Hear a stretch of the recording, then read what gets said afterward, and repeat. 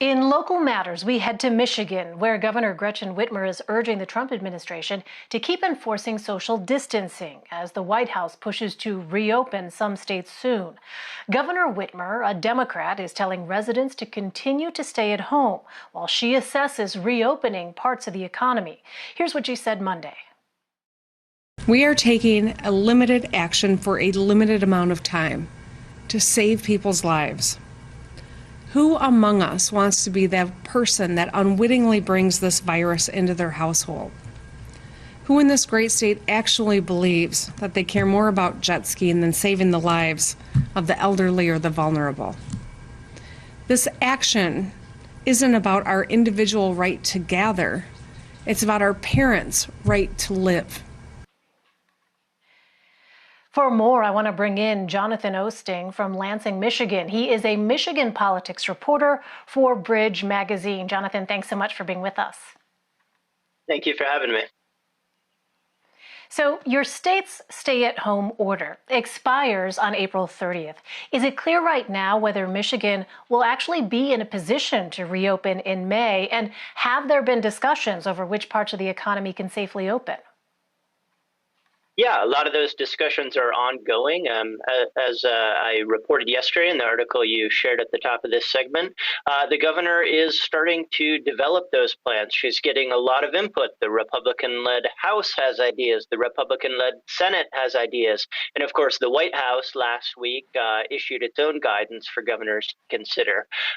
Governor Whitmer, however, has been pretty clear that whatever she does come May 1 will simply be the beginning of a process to phase in reopening the economy. She hasn't given a lot of details yet about what she is planning, although she has said it's going to be guided by data and by testing, which the state is still struggling to pull off in large enough numbers to provide a ton of confidence that the curve has indeed bent here and that the state is on a prolonged downswing of coronavirus cases. So let's talk about that. Health experts do say that widespread coronavirus testing is the key to determine how and when to open states. What are some of the specific challenges that Michigan faces when it comes to testing?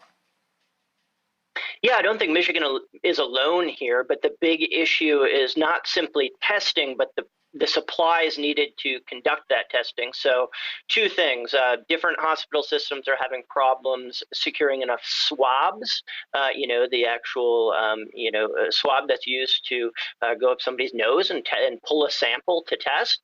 And then secondly, they're having trouble, some other hospitals are having trouble getting enough reagents, which are used to then process those tests. So it's not simply that the state can't do the test or doesn't have the capacity, it's that it doesn't have enough of those supplies to actually pull them off. The governor said yesterday she estimates the state can actually process about 11,000 tests a day, but it's doing significantly less than that right now, averaging less than 5,000 tests a day because of those shortages that I mentioned. The state is opening up new drive-through testing facilities in coordination with places like Rite Aid and Walgreens at various spots around the state. But again, they say there's basically a limited amount they can do right now until they get more of those supplies. Well, last week, President Trump tweeted, quote, "Liberate Michigan." And this came as we saw some protesters in your state demonstrating against the stay-at-home order. How is the president influencing public opinion there, and what are people saying about the lockdown? Yeah, well, the president was seeming to offer support for a protest that actually happened a couple days earlier in Michigan with that tweet. Last Wednesday at the Michigan Capitol, we had thousands of protesters in their car primarily, but several of them, a couple hundred people, did get out of their cars. They congregated on the Capitol lawn, in ways that public health officials advised against. Some of them were flying Trump flags, so clearly there was an element beyond just a protest of the governor's stay-at-home order, but a political element to that gathering as well. But yeah, as you mentioned again at the top of this segment, the governor has, specifically on a call with Vice President Mike Pence yesterday, urged him and the White House to more, give consistent messaging on this front to, basically encourage residents to continue following social distancing guidelines, which in fact are not just state guidelines. The Center for Disease Control is still recommending this as well. The governor clashed with President Trump a little bit early on, and she's been pretty careful lately to try and avoid real direct conflict with him. But she has said she thinks it would be, she thinks it would be helpful if the White House was able to echo best practices that public health officials are talking about here and elsewhere. Let's talk about African Americans, because we know they make up more than 40% of COVID-19 deaths in Michigan. Governor Whitmer signed an executive order creating a task force on racial disparities. How will this task force operate? Yeah, well, that's a good question. We don't know exactly what the task force is going to do, but ostensibly they're going to be looking at underlying causes and ways to address those in the public health system.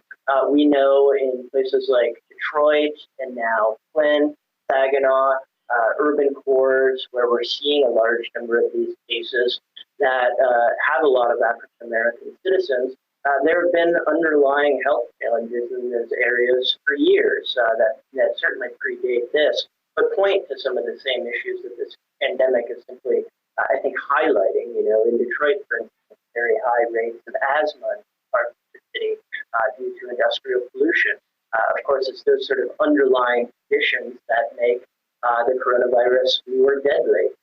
So experts have been talking about this issue for several weeks. To the task force chaired by Lieutenant Governor Garland Gilchrist to start recommending some potential solutions, ways the state might actually address these issues. But again, a lot of these are chronic, long-term issues that didn't simply arise overnight and are probably going to be very challenging to address in the middle of a crisis. So in the midst of this, the state's largest hospital system, Beaumont Health, is temporarily laying off nearly 2,500 employees. It cites financial losses from the virus, including the cancellation of surgeries and non-COVID procedures. How are Michigan hospitals in general coping right now? Well, primarily Beaumont and other hospitals in Metro Detroit, where the cases are, have the highest numbers, are certainly struggling with capacity. And these financial issues are just exacerbating that. I mean, you mentioned surgeries, but also emergency room visits are down. Some of that is simply people afraid now to go to hospitals for fear of being infected if they have something else. But part of it also is, the governor, for instance, did ban elective surgeries. Sometimes be more profitable endeavors for the healthcare industry. So Beaumont is not alone here. A number of hospitals in the Metro Detroit region have either started about or begun to actually take measures to reduce salaries, reduce staff count. At the same time, union groups that represent employees at some of these hospitals and others are calling on hospital officials to take pay cuts themselves in order to sort of minimize some of these financial challenges. But I think this is just symptomatic of larger issues. It's not simply hospitals. State governments, local governments are really struggling right now. Small businesses. The federal government, of course, is considering more federal relief spending, but what that looks like and when it comes is critical for a number of sectors, hospitals and government organizations that are on the front lines trying to fight this pandemic. Right. Well, finally, Jonathan, Governor Whitmer has been one of the names floated to be Joe Biden's running mate. What is the sense there in Michigan on that? I mean, the governor certainly has had, as you noted, a more national profile because she's been someone who has been a target of attacks by President Trump. Yeah, I mean, it's not simply that she's, passively been thrust in the spotlight either. She's been doing national television interviews on pretty much a daily basis. She's appeared on The Daily Show. She had an op-ed today in the New York Times. Certainly, there's a lot of attention on governors right now because of the way the White House has handled the crisis, putting a lot of responsibility on the individual states to deal with things as they best see fit. And then, of course, the governor has also appeared on Joe Biden's podcast 2 weeks ago. So she's not shying away from the spotlight. Certainly, she has said pretty consistently that it's not something she's discussing right now with the Biden campaign. But certainly, that's in people's minds here across the state. I think part of the protests we saw last week were political in nature, not just targeting her stay-at-home order, but also trying to perhaps take her down a notch as she seems to be elevating the public consciousness.